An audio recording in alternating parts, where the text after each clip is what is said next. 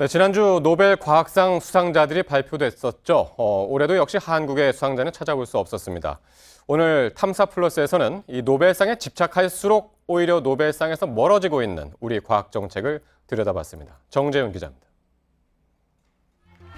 올해 노벨 생리의학상 수상자인 오스미 요시노리 일본 도쿄공업대학 명예교수는 40년에 걸쳐 미생물인 효모를 연구해왔습니다. 노벨상 역시 몸속 세포 내 노폐물을 세포 스스로가 잡아먹는 자가포식 현상을 발견해 수상했습니다. 오스미 교수가 이 연구에 대해 일본 정부로부터 지원을 받기 시작한 건 1982년. 올해까지 30년 넘게 연구비를 지원받은 겁니다. 취재진이 입수한 일본 문부과학성의 연구 지원 평가 항목입니다.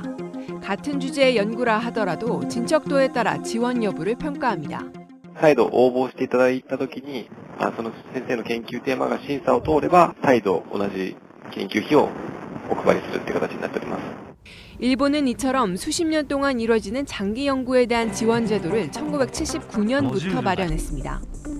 일본뿐만이 아닙니다. Support for a definite period of time, but it gives you the freedom to explore, and I think that's exceptionally important.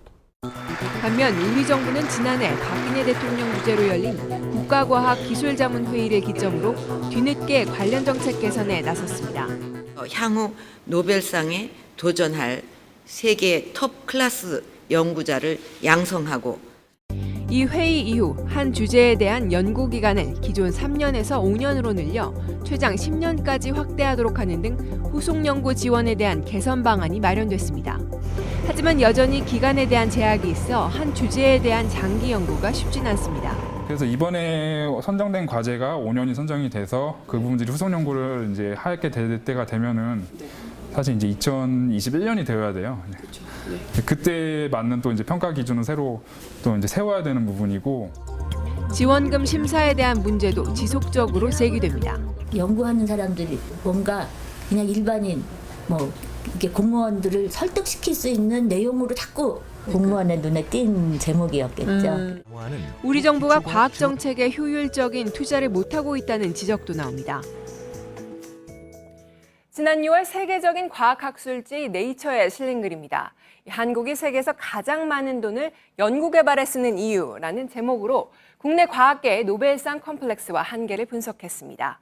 한국이 2014년 국내 총 생산 대비 연구개발 투자 비율이 OECD 국가 중에 1위지만 정작 기초과학 부문에는 돈을 안 쓴다는 겁니다. 이 대부분의 연구개발 투자는 산업계의 응용 분야에만 집중돼 있다고도 지적합니다. 즉 연구개발에 들어가는 돈은 많지만 이 대부분이 기업들의 기술 개발 등에 필요한 연구라는 겁니다.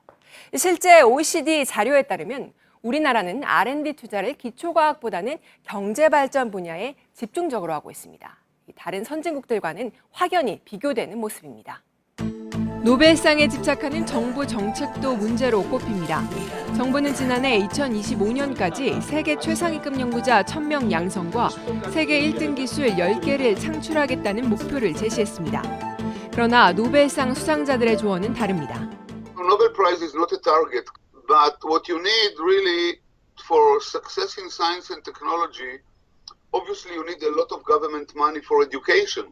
これはオリンピックだとかね、それからワールドカップのね金メダルと違うんですよ。サイエンティストとねアスリートのね同じように考えてねプッシュしたってダメだと僕思います。